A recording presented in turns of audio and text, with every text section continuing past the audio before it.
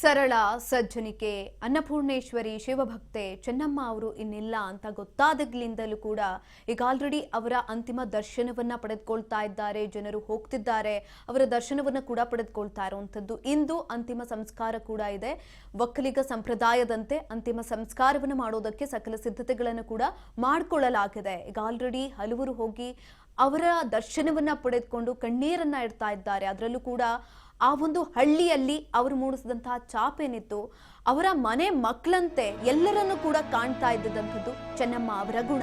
ಇನ್ನೇನು ಕೆಲವೇ ಕ್ಷಣಗಳಲ್ಲಿ ಚೆನ್ನಮ್ಮ ಅವರ ಅಂತಿಮ ಯಾತ್ರೆ ಕೂಡ ಇದೆ. ರೇವಣ್ಣ ಮನೆಯ ಬಳಿ ನೂರಾರು ಜನರು ಜಮಾಯಿಸಿದ್ದಾರೆ. ಪೂಜೆಯನ್ನು ಕೂಡ ಮಾಡಲಾಗುತ್ತೆ. ಪುತ್ರ ರೇವಣ್ಣ ನಿವಾಸದಲ್ಲಿ ಅಂತಿಮ ವಿಧಿವಿಧಾನಗಳನ್ನ ಮಾಡಲಾಗುತ್ತೆ. ಇನ್ನೇನು ಕೆಲವೇ ಕ್ಷಣಗಳಲ್ಲಿ ಅಂತಿಮ ಯಾತ್ರೆಯನ್ನು ಕೂಡ ಮಾಡಲಾಗುವಂಥದ್ದು. ರೇವಣ್ಣ ಮನೆ ಬಳಿ ಇದೀಗ ಪಾರ್ಥಿವ ಶರೀರ ಇದೆ. ಇನ್ನೇನು ಕೆಲವೇ ಕ್ಷಣಗಳಲ್ಲಿ ಅಂತಿಮ ಯಾತ್ರೆ ಕೂಡ ಶುರುವಾಗುತ್ತೆ. ಈಗ ಆಲ್ರೆಡಿ ಹೂವಿನ ಪಲ್ಲಕ್ಕಿ ಕೂಡ ರೆಡಿಯಾಗಿರುವಂಥದ್ದು. ಈ ಒಂದು ಸಂದರ್ಭದಲ್ಲಿ ಈಗ ಆಲ್ರೆಡಿ ಸಾಲುಗಟ್ಟಿ ನಿಂತು ನೂರಾರು ಜನರು, ಸಾವಿರಾರು ಜನರು ಅವರ ಅಂತಿಮ ದರ್ಶನವನ್ನು ಕೂಡ ಪಡೆದುಕೊಳ್ತಿದ್ದಾರೆ. ಎಲ್ಲದರಲ್ಲೂ ಕೂಡ ಅವರ ಒಂದು ಛಾಪು ಏನಿತ್ತು ಅದು ಎಲ್ಲರನ್ನ ಬೆರಗು ಮಾಡಿಸಿತ್ತು. ಬಡವರು ಕಷ್ಟದಲ್ಲಿದ್ದಂತಹ ಸಂದರ್ಭದಲ್ಲಿ ಅವರ ಕಷ್ಟಗಳಿಗೆ ಸ್ಪಂದಿಸ್ತಾ ಇದ್ರು ಚೆನ್ನಮ್ಮ ಅವರು. ಹಾಗಾಗಿನೇ ಇವತ್ತು ಅವರ ಊರಿನಲ್ಲಿ ಪ್ರತಿಯೊಬ್ಬರು ಕೂಡ ಅವರನ್ನ ನೆನೆದು ಕಣ್ಣೀರನ್ನ ಇಡ್ತಾ ಇದ್ದಾರೆ. ದೇವೇಗೌಡರಂತೂ ಧರ್ಮಪತ್ನಿಯನ್ನ ಕಳೆದುಕೊಂಡು ಎಲ್ಲೋ ಒಂದ್ ಕಡೆ ಮಂಕಾಗೋಗ್ಬಿಟ್ಟಿದ್ದಾರೆ. ಆ ರೀತಿಯಾಗಿ ಆಗೋಗ್ಬಿಟ್ಟಿದೆ. ಅಷ್ಟರ ಮಟ್ಟಿಗೆ ಅವರ ಜೊತೆ ಒಂದು ಒಡನಾಟವನ್ನು ಬೆಳೆಸ್ಕೊಂಡಿದ್ರು. ಅವ್ರ ಜೊತೆ ಅಷ್ಟು ವರ್ಷಗಳ ಸುದೀರ್ಘ ದಾಂಪತ್ಯದಲ್ಲಿ ಇದ್ರು. ಹಾಗಾಗಿ ಇದೀಗ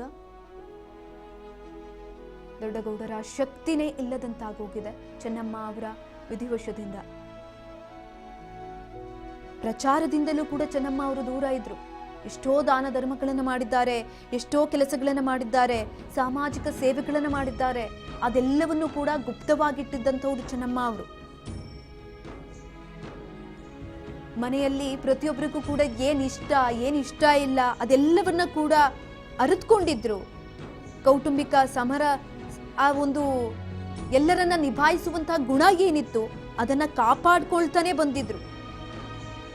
ಅವರ ಸೊಸೆಯರಾದಂತಹ ಪ್ರತಿಯೊಬ್ಬರನ್ನು ಕೂಡ ಮನೆಯ ಹೆಣ್ಣುಮಕ್ಕಳು ಅನ್ನೋ ರೀತಿನಲ್ಲಿ ಇದ್ದಿದ್ದಂಥದ್ದು. ನೀವು ನೋಡ್ತಾ ಇರ್ಬೋದು, ರೇವಣ್ಣ ಅವರ ಮನೆಯ ಬಳಿ ಪಾರ್ಥಿವ ಶರೀರ ಇತ್ತು. ಇದೀಗ ಅಂತಿಮ ಯಾತ್ರೆಗೆ ಹೋಗ್ತಾ ಇರುವಂಥದ್ದು. ಹೊಳೆನರಸೀಪುರದ ದೃಶ್ಯಗಳನ್ನ ನೀವು ಗಮನಿಸ್ತಾ ಇರ್ಬೋದು.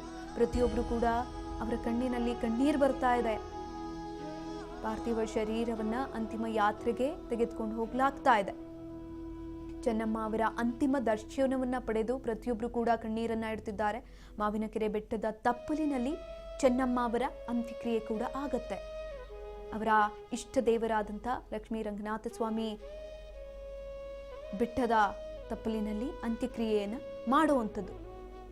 ಈಗ ಆಲ್ರೆಡಿ ಅವರ ಪಾರ್ಥಿವ ಶರೀರವನ್ನ ಅಂತಿಮ ಯಾತ್ರೆಗೆ ತೆಗೆದುಕೊಂಡು ಹೋಗ್ಲಾಗ್ತಾ ಇದೆ. ನೀವು ದೃಶ್ಯಗಳಲ್ಲಿ ಗಮನಿಸ್ತಾ ಇರ್ಬೋದು. ಹೊಳೆನರಸೀಪುರದ ದೃಶ್ಯಗಳು. ರೇವಣ್ಣ ಅವರ ನಿವಾಸದ ಬಳಿ ಜನಸಾಗರವೇ ಹರಿದು ಬಂದಿದೆ.